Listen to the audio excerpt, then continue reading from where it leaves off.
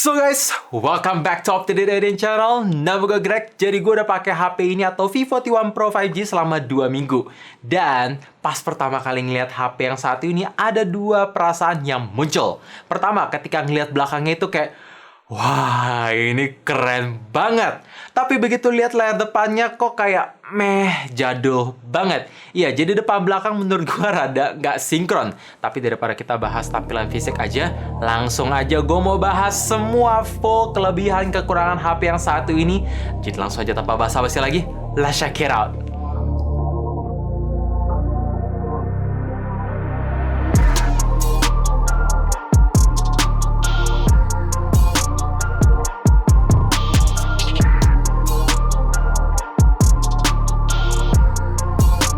Hal pertama yang bikin HP ini aneh adalah ketika brand lain di harga yang sama ngasih chipset agak kurang ngebut, Vivo entah dari mana tiba-tiba ngasih Snapdragon 778G yang emang terkenal ngebut dan masih terhitung baru juga.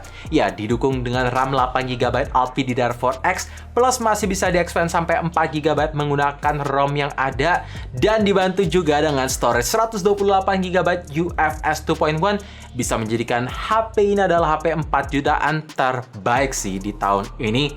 Oh ya, untuk performance in real life-nya, ketika gue main game Genshin Impact di push ke highest plus 60 FPS, main 1 jam lebih bisa dapat FPS di angka 30-40 yang cukup konsisten dengan sesekali adanya frame drop. Dan untuk suhu pun tergolong anget buat game berat Genshin Impact, yaitu di 42 derajat.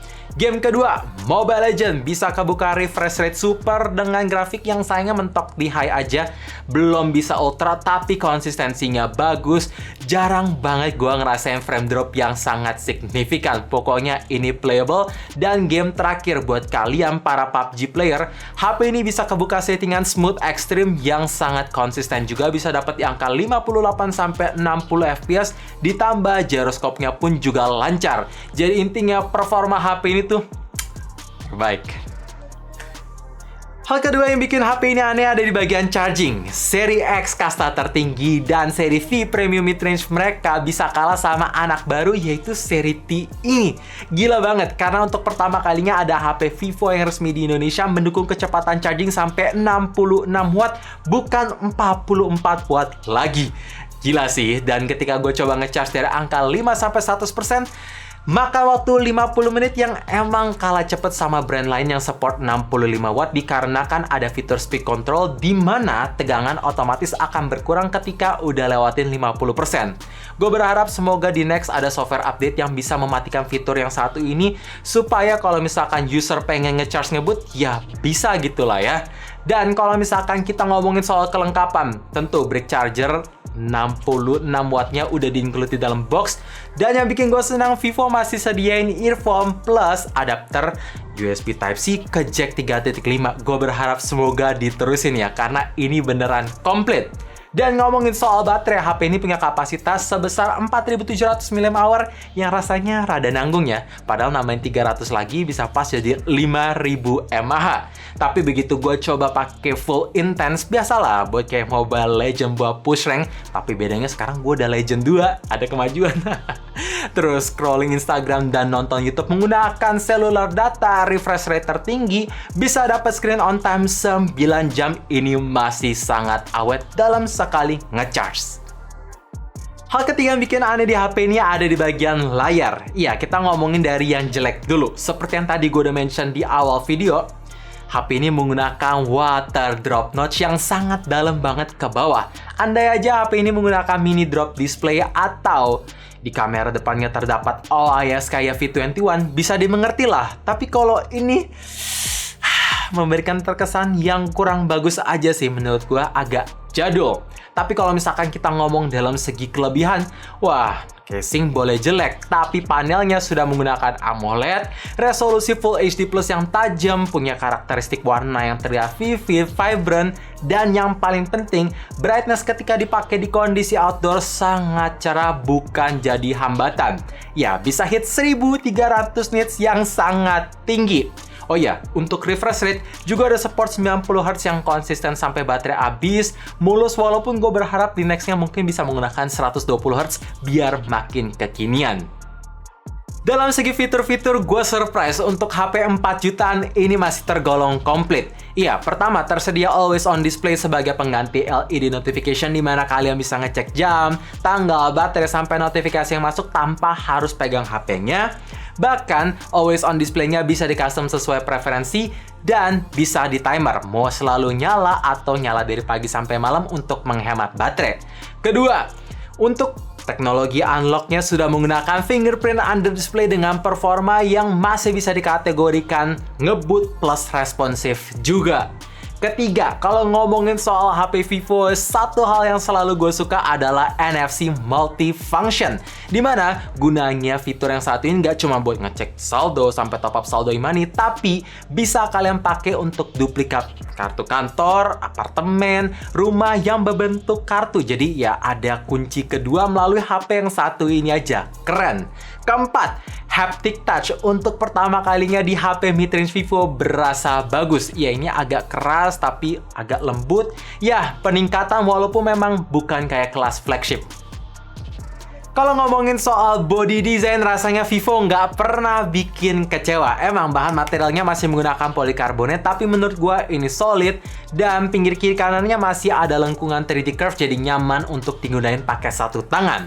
Sekarang ngomongin soal desain, kalau kalian lihat bentuk kameranya yang bulat-bulat gede, dicangkangin lagi, jadi terlihat keren. Apalagi ada perpaduan warna turbo cyan-nya itu keren banget. Di kamera maupun kondisi asli terlihat bagus, apalagi ketika terkena pantulan cahaya. Ada warna pink, hijau, aqua, biru. Pokoknya ini terlihat keren banget. Dan dalam segi dimensi, HP ini masih tergolong cukup tipis walaupun bukan yang paling tipis yang pernah Vivo buat di 8,49 mm dan bobot yang masih relatif ringan di 180,3 gram. Hanya aja satu yang kurang, HP ini belum punya fitur IP rating. Ya, semoga di next bisa tersedia ya Vivo. Oke, bahas kamera. HP ini menggunakan triple setup kamera yang terdiri dari 64 megapiksel extreme night camera, 8 megapiksel super wide angle, dan ada 2 megapiksel depth sensor. Kalau ngomongin soal kualitas foto, jujur ekspektasi gua mengingat ini HP 4 jutaan sangat tinggi. Tapi begitu gua coba foto-foto di kondisi daylight, memang dalam segi detail, highlight, shadow yang ditangkap bagus. Tapi ngomongin soal warna, rasanya saturasinya itu terlalu over sehingga warna langit jadi terlihat agak lebay di primary lens. Sedangkan untuk di lensa ultrawide, warna tuh pucat banget, keabu-abuan, jadi kurang terlihat bawah warna. Dan untuk kondisi low light, ketika gue coba foto-foto pemandangan, detailnya masih terjaga walaupun memang agak sedikit menurun, highlightnya masih dapat, kontrasnya bagus, hanya aja berasa noise dan grain. Nah, begitu gue coba nyalain fitur super night camera, ternyata emang ini terlalu ekstrim sih. Kontrasnya itu overexpose, over kontras, sehingga terlihat jadi nggak natural. Walaupun memang sih noise-nya berkurang, tapi kalau mau di zoom in sedikit masih berasa grainy. Gue rasa ini agak terlalu lebay extreme night camera kalau misalkan mau foto-foto pemandangan. Tapi kalau misalkan kita ngomongin yang cahaya super minim, barulah extreme night vision akan sangat membantu karena untuk HP 4 jutaan bisa nangkap cahaya melalui AI, ini keren. Ya, gue berharap semoga Vivo bisa memperbaiki dalam segi warna, noise, grain, dan extreme night vision biar lebih kalem kalau foto-foto pemandangan lewat software update mendatang. Dalam segi perekaman video, HP ini belum ada optic image stabilization, dan dikarenakan chipset HP yang satu ini mendukung sampai 4K, ya otomatis resolusi tertingginya bisa sampai 4K 60 fps.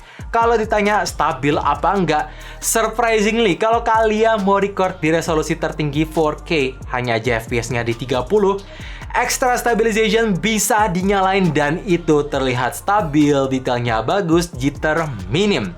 Bahkan sampai ke lensa super wide angle-nya pun masih tergolong bagus. Tapi kalau misalkan kita ngomongin soal perekaman video di low light di mana cahaya mulai kurang, wah ini jitternya berasa banget, agak wobbly sehingga mengurangi tingkat detail atau ketajamannya, jadi masih perlu improvement. Sedangkan untuk kamera depan, ya mentok di 1080-30 fps aja, tapi untungnya tersedia fitur steady face, jadi ada stabilisasi enak untuk dipakai vlog. Gue berharap, ya ini dalam segi perekaman video low light, Vivo bisa mengimprove biar jitternya bisa lebih minim lah ya. Koneksi HP ini udah support dari 2G, 3G, 4G, sampai 5G. Yes, jadi untuk jangka panjangnya udah aman, dan bahkan kalau misalkan kota kalian udah support 5G, bisa langsung nikmatin di kedua SIM. Iya, jadi ini dual 5G. Oh ya, ngomongin soal expansion juga, sayang banget HP ini cuma tersedia dual slot SIM aja, alias tidak ada slot micro SD, yang bikin kalian harus berpuas dengan internal storage 128GB yang dikasih. Jujur, gue lebih senang pakai satu slot SIM plus satu slot hybrid, karena minimal kita sebagai user bisa bebas milih lah ya. Software HP ini udah run di Android 12 dengan user interface menggunakan Vantage OS 12 yang sama kayak Vivo X70 Pro kemarin. Jadi pendapat gue mengenai user interface yang satu ini belum berubah. Widgetnya gue suka, animasi udah mulai nggak kaku, ada efek membal, easy to use, dan dalam segi software update, gue udah terima 1 kali update dan run di security patch bulan Mei. Jadi cukup rajin. Hanya ada satu yang gue kurang suka, yaitu notifikasi dari aplikasi bawaan sangat mengganggu. Padahal dari awal buka HP ini nggak pernah gue buka aplikasi bawaan, tapi itu muncul. Mesti dimatiin satu-satu biar enak sih. Dalam segi sound quality, sayang banget memang HP ini belum menggunakan stereo, masih menggunakan single speaker aja. Walaupun memang kualitasnya masih oke dan cukup keras juga karena bisa kita push sampai 150%. Oh iya, ngomongin soal sound quality, HP ini sudah tidak tersedia port jack 3.5 layaknya HP premium mid-range. Jadi buat kalian penasaran gimana kualitas suara di HP ini, make sure pasang earphone ataupun headset, langsung gua play di volume 150%.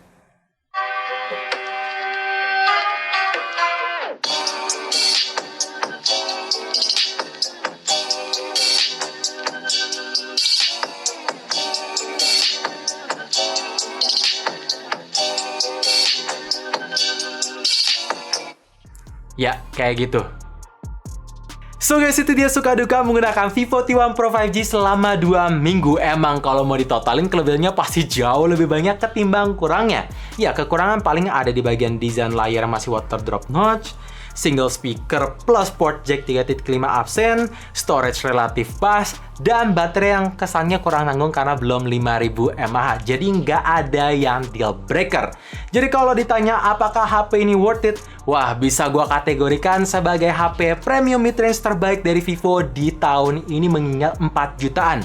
Price to performance dapat banget, dan ini ngingetin gue sama Vivo Z1 Pro kemarin.